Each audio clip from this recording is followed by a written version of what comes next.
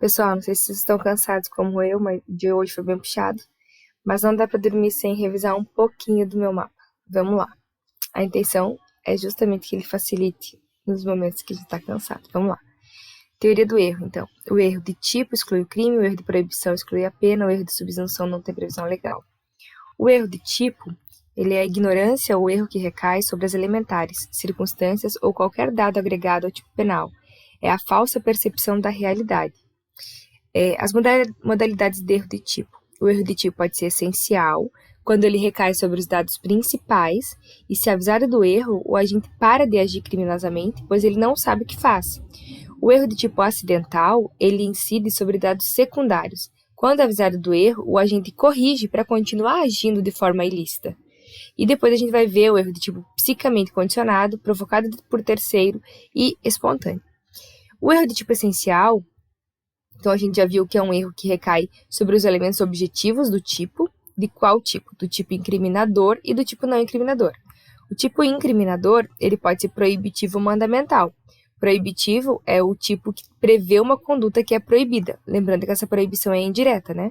Porque o tipo, ele descreve matar alguém. Então, ele não está mandando matar. Ele está prevendo indiretamente que não se pode matar alguém. Então, erro de tipo proibitivo, né, nos crimes comissivos, e o erro de tipo mandamental, que o tipo está prevendo uma conduta que ela é ordenada pelo ordenamento jurídico. Então, aqui a gente tem os crimes comissivos, os crimes omissivos. Esses omissivos podem ser próprio ou impróprio. O crime omissivo próprio, a gente tem um exemplo no artigo da omissão de socorro, do artigo 135 do CP, e o crime omissivo impróprio é aquele que há a violação ao dever de agir, do artigo 13, parágrafo 2º. E também pode haver o erro de tipo não incriminador, que é o erro de tipo permissivo, que é o tipo que prevê uma exclusão da ilicitude. A previsão de uma conduta que exclui a ilicitude. O erro de tipo permissivo, a gente tem uma divergência quanto à natureza jurídica das consequências dele. Por quê?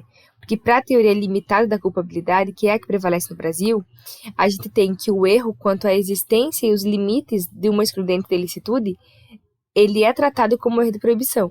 Mas o erro quanto aos pressupostos fáticos da excludente da ilicitude, aí é tratado como um erro de tipo. Já para a teoria extremada da culpabilidade, tanto o erro quanto a existência, limites ou pressupostos fáticos é erro de proibição. Vai ter o tratamento do erro de proibição.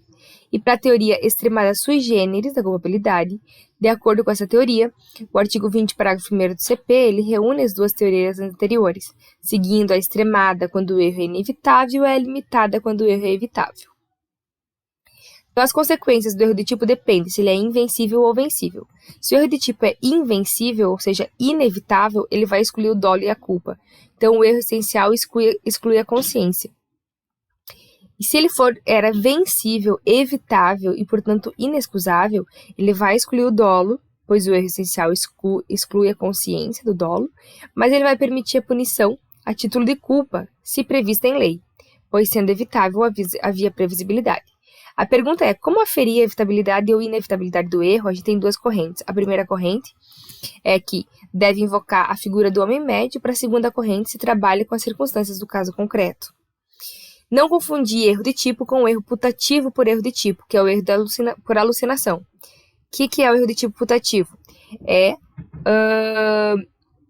Quer dizer, o que é o delito putativo por erro de tipo? É quando a gente queria praticar o crime, mas faltou uma elementar, e sem querer, o fato é atípico.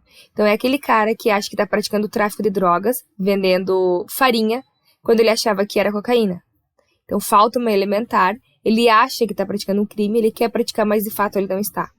Então, esse é o delito putativo por erro de tipo, que é diferente do erro de tipo de fato, quando a gente não quer praticar o crime, mas ele erra quanto a uma das elementares do tipo.